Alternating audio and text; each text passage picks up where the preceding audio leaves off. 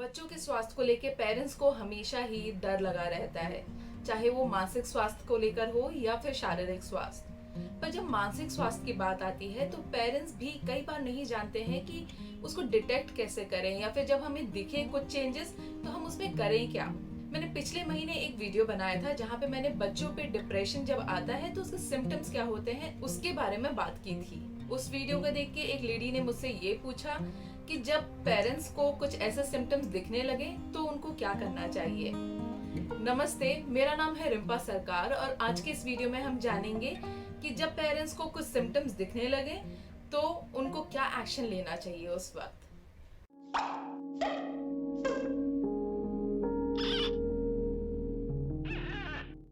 अलग अलग तरह के इमोशंस, फीलिंग्स और सिचुएशन से डील करना हम सबके जिंदगी का हिस्सा है, जिसमें कभी हम उदास होते हैं तो कभी हम खुश होते हैं।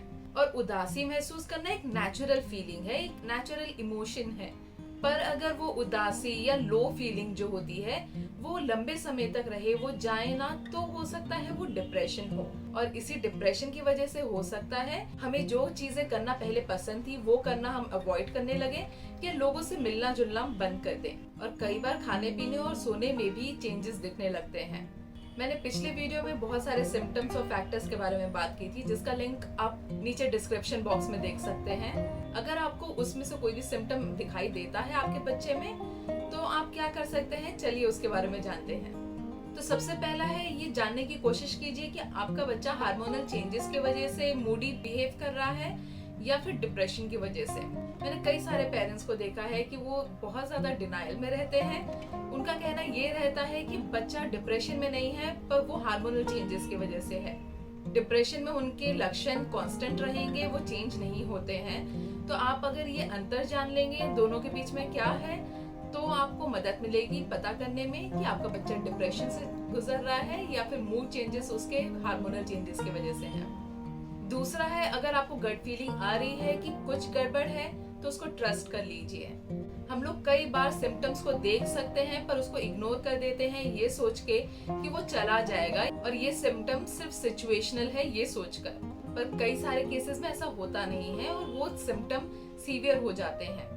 अगर आपको कोई सिम्टम ऐसा दिखाई देता है आपके बच्चे में तो जाके उनसे बात कीजिए, नॉन जजमेंटल वे में बात कीजिए और उनको बताइए मुझे ये सारे सिम्टम्स दिख रहे हैं, अगर आपको मुझसे बात करनी है तो आप मुझसे बात कर सकते हैं। पर बच्चे को ज्यादा पुश भी करने की जरूरत नहीं है। अगर वो नहीं बात करना चाहते हैं तो उनको पुश मत कीजिए उस चीज के लिए। तीसरा है, उनसे ज्यादा क्वेश्चन मत पूछिए। जैसे मैंने बोला कि ज्यादा उनको पुश मत कीजिए।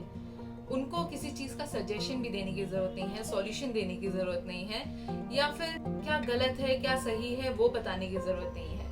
सिर्फ आप वहाँ पे बैठ के अगर सुनेंगे भी तो भी बच्चे को अच्छा लगेगा। तो अगर आपका बच्चा आपसे बात करता है तो सिर्फ उनको सुनिए और एम्पैथाइज कीजिए। चौथा है, अगर आपका बच्चा आपको कुछ नहीं बताता है या फिर थोड़ी सी बात बताता है तो आप किसी और दिन ट्राई कर लीजिए। जब हम बड़े ही डिप्रेशन से गुजर रहे होते हैं तो हम अपने आप को एक्सप्रेस नहीं कर पाते हैं, तो ये बच्चों पे भी बहुत ज्यादा हावी रहता है। उनको नहीं पता होता है कि उनको अपनी फीलिंग्स को कैसे एक्सप्रेस करना है। तो अगर आप उनको कुछ दिन का समय देंगे पर आसपास ही रहेंगे तो बच्चा भी सेफ फील करेगा और आपसे आके बात करेगा। पांचवा है, अगर बच्चा आपसे आके बात नहीं कर रहा है और अगर आपको लगता है कि वो बात नहीं करेगा तो उनको एनकरेज कीजिए दूसरों से बात करने के लिए। आप अपने पार्टनर से भी उनको बात करने के लिए बोल सकते हैं, या फिर उनके अगर कोई बड़े भाई बहन हो, उनके स्कूल टीचर, जनरल फिजिशियन आपका, या फिर आजकल कई सारे स्कूल और कॉलेजेस में काउंसलर्स मिलते हैं तो उनसे भी जाके वो बात कर सकते हैं। और अगर इनमें से किसी से भी आपको लगता है बात नहीं कर सकते तो कई सारे हेल्पलाइन नंबर भी अवेलेबल हैं, या फिर किसी प्रोफेशनल से ऑनलाइन भी कंसल्ट कर सकते हैं।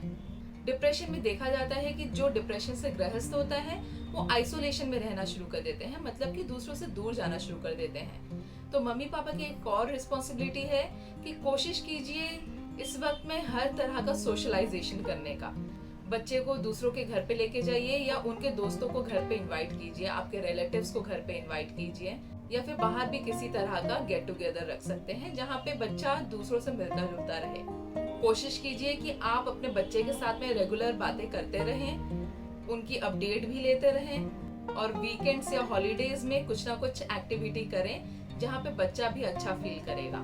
कुछ रूटीन है जो पेरेंट्स को ध्यान रखना चाहिए कि बच्चा लगातार करते रहे, जैसे कि रेगुलर एक्सरसाइजेस, अच्छे न्यूट्रिशन वाला खाना खाए और बच्चे को कम से कम 8 से 10 घंटे की नींद मिले। अगर आपको ऐसा लगता है कि कोई भी चीज आपके बच्चे पे असर नहीं कर रही है या उनके सिम्टम्स और ज्यादा खराब होते जा रहे हैं, तो जल्द से जल्द एक प्रोफेशनल को कंसल्ट कर लीजिए या फिर उनके स्कूल या कॉलेज काउंसलर से ही मिल लीजिए। अगर उनके स्कूल में स्कूल काउंसलर या कॉलेज काउंसलर नहीं है तो उनके एडमिनिस्ट्रेशन से भी आप पूछ सकते हैं। आजकल कई सारे स्कूल्स आसपास प्रैक्टिस करने वाले प्रोफेशनल्स को कांटेक्ट में रखते हैं। पर इसके साथ में एक और चीज याद रखिए कि बच्चे के अगर कोई भाई बहन है जो उनके साथ में रहते हैं तो उनके साथ में भी जाके आप एक बार बात कीजिए। उनको बताइए कि आपके दूसरे बच्चे को थोड़ी अटेंशन की जरूरत है फिलहाल, और उनको कैसा फील हो रहा है, उनको किस चीज की जरूरत है, इन सब के बारे में भी जाके उनसे पूछ लीजिए। और आखिरी है, आपको अपना भी ख्याल रखने की जरूरत है। कई बार होता है पेरेंट्स बच्चे को लेके इतना ज्यादा ही बिजी हो जाते हैं कि वो अपना ख्याल नहीं रखते हैं इस वक्त। तो आप सपोर्ट ढूंढिए। अगर आपको खुद को भी कंसल्टेशन की जरूरत है या जस्ट बात करनी है तो फिर एक प्रोफेशनल के पास जाके आप बात कर सकते हैं या फिर अपने फ्रेंड्स के पास में जाके बात कीजिए। अपने लिए समय निकालिए और अपने आप को ब्लेम मत कीजिए जो सारी चीजें हो रही हैं उसके लिए। आई होप ये वीडियो किसी तरह से आपकी मदद कर पाए। अगर आपके पास कोई क्वेश्चन है या कोई टॉपिक है जिसके बारे में आप जानना चाहते हैं जो मेंटल हेल्थ से रिलेटेड है, तो वो आप कमेंट बॉक्स में लिख सकते हैं या मुझे ईमेल कर सकते हैं।